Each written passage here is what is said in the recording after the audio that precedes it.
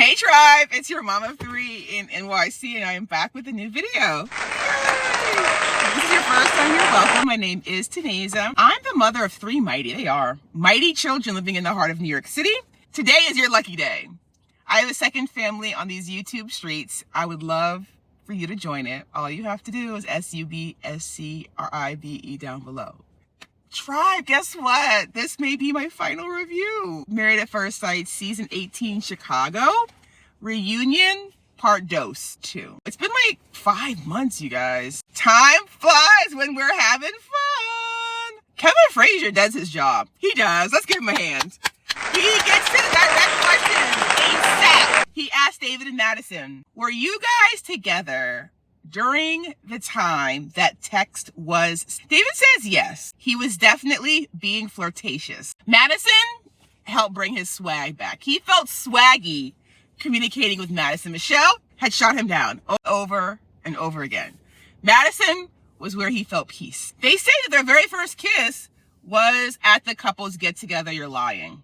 You guys are lying. You're lying. Michelle says that she doesn't think that she'll ever get the truth. David's been lying to her the entire time. David will continue to lie to her. She has no faith at all in him. Yes, I put yes. This illicit relationship, this lying, definitely gave Michelle fuel to her fire of dislike for David. Kevin Frazier asks David and Michelle, what do you consider success? Michelle answered that, like, when she and David went over finances, savings, David's numbers scared her. Michelle does think that perhaps age was a factor. Like, Madison was a full 10 years younger than Michelle. And Michelle admits maybe if she were 10 years younger, she would have given David a chance. David's lie was whack. Everyone says so. Michelle and David will never be friends. They'll be cordial, but that's it. Carla and Juan, they're awkward. This is what I said 2 reviews ago. They're not best friends. I hate the whole, we're best friends. No, you're not. You've been together for 2 months. You're not best friends. And my point is proven. They are awkward together backstage. Juan, is that a wooden bow tie? Have to respect that Juan will be Juan. There was so much hope for this couple. They did have the initial attraction. So what happened? Juan says he's analytical. Carla is the let's just do it kind of person. Juan wanted to do things differently in this marriage. He did not want to start with the physical. He wanted to go deeper. That intimacy coach, if you check my playlist, the review of that episode was a mess. She was a mess. It was a mess. Tantra yoga was a fail. Carla never felt like their marriage. Kevin Frazier asks Carla, when did you feel like your marriage wouldn't last? It wouldn't go the distance. Carla said the honeymoon? What? Really? Carla felt not seen, not heard. That was so early though, Carla. It had been less than a week. Like, I don't understand how you didn't think your marriage had hope 1 weekend. It turns out, you know how Juan is funny with his money? He does not support Carla spending $10 on juices. It turns out, tribe, during the honeymoon, some of the other husbands gifted their wives massages. So they're paying.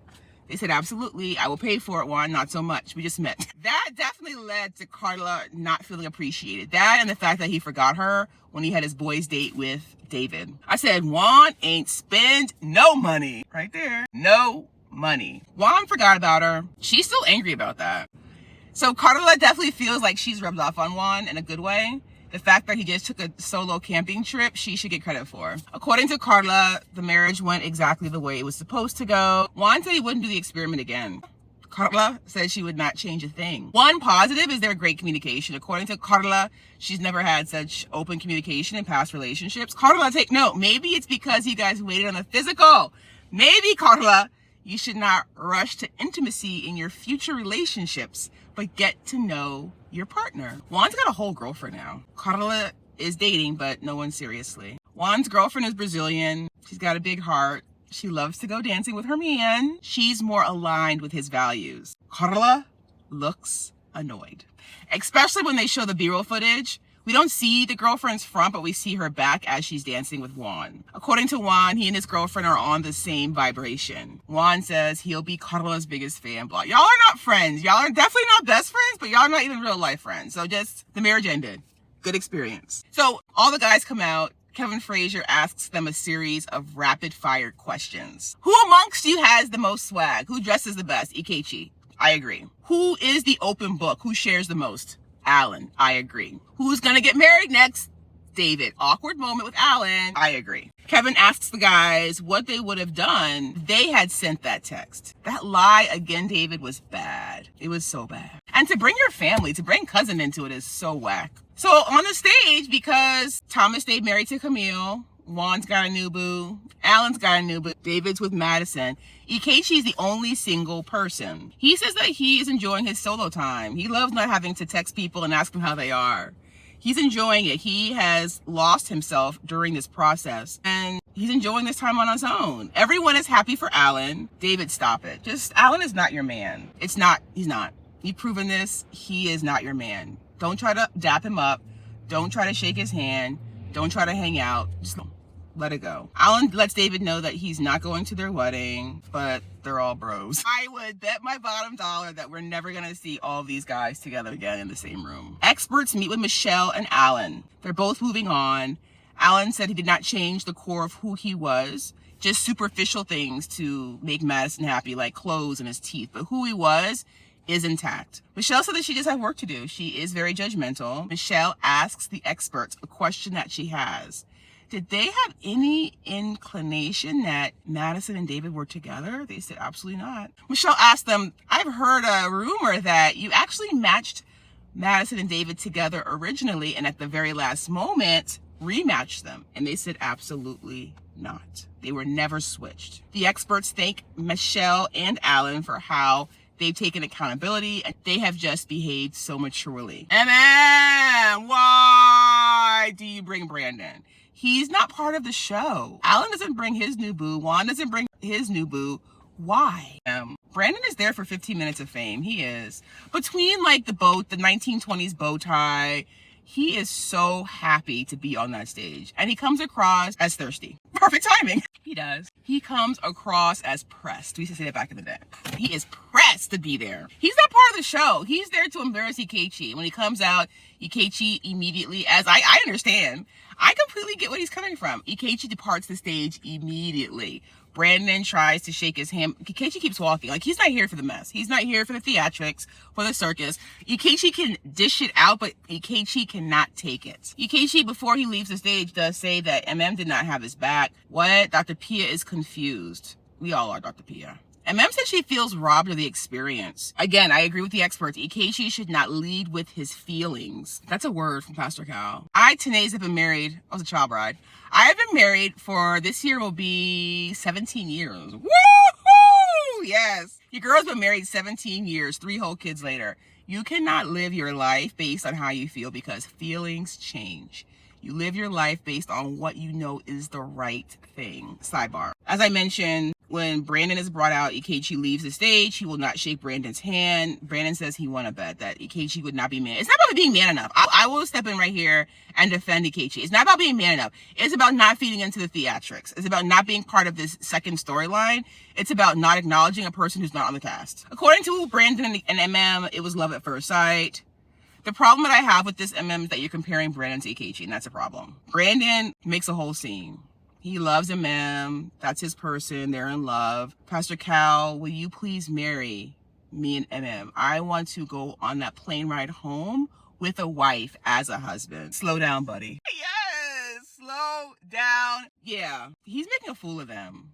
Pastor Cal was like, wait, let's have a conversation before I marry you. Let's have a sit down before I make you betrothed. They even admit they're trying to have a child. At that point, MM does disclose the fact that she had a miscarriage, I think at 14 weeks after the first trimester. The experts do wish them the best. I said, not Madison and David excited about seeing the experts. They've got a united front, and they do look good. The matching green is cute. Initially, Dr. Pepper is seething with her, but she does admit they look great together. Dr. Pepper is mature. She's good at what she does. She walks the walk. She talks the talk. She says that we're going to focus on the here and the now. Dr. Pepper is so emotionally aware. David apologizes for all the lies. He does decline to give a timeline. I'm going to start using that. I decline. When I don't want to answer a question, when my kids say, why are we? I decline. I decline to answer that question. I said without answering it, you're saying it happened earlier than we all realize. David just got to stop lying. That's why he said I'll decline. And the truth he fears, and he's probably right, will make him look even worse. Madison was attracted when she saw David broken down. What? She's got unresolved issues. She's got childhood trauma. I think it's dealing with her mom's abandonment. The fact that she was attracted to David when he was broken down is a problem. It is. It's a big problem. Experts tell them to protect the relationship, slow down, no fuzzy boundaries. I will say that Madison's makeup has never looked better. She finally looks her young age of 30. She was wearing way too much dark makeup before, like a very mauvey, great auntie kind of color. The light pink is much better. Shortest segment ever with Madison and David. It was like 3 questions. All the couples sit down. According to them, the comments on these episodes are lit. Ikechi says, please remember that we are all human having human experiences. Carla says that she's open to bringing love into her life. Michelle says she was closed off. I am a kind person and I will do better. MM says, I am open and loving. Madison, I came in for the right reasons. And this, guys, is real. Alan is still mad and he's got every right to be. David said it took a lot for all the people to do this. Camille does stand up for David for him, saying he's a great guy. I don't believe that all the way, Camille. I don't think David's as great as you think he is. Michelle's still mad. She's got every right to be. The issue is that Michelle never really had it for David. And then the fact that David chose someone else over her makes her extremely angry. They should all go to therapy. I'm a big proponent of therapy. Works. It does. If you do the work, it works. They should all they should provide them free counseling. Like 6 weeks of free counseling after the show. It's been a wild ride. I am glad that I stuck it out. Definitely worth the ending. It threw us for a loop. It did. You could not have predicted these outcomes. It's been a pleasure as always. Leave any comments down below. Do you guys know of any other Married at First Sight season starting? I did review the one in the UK before. Let me know in the comments below if there's another series of Married at First Sight that's coming out that you want me, your girl, to review. It's been quite a pleasure, and I do look forward to seeing you in our future reviews. Bye for now, tribe.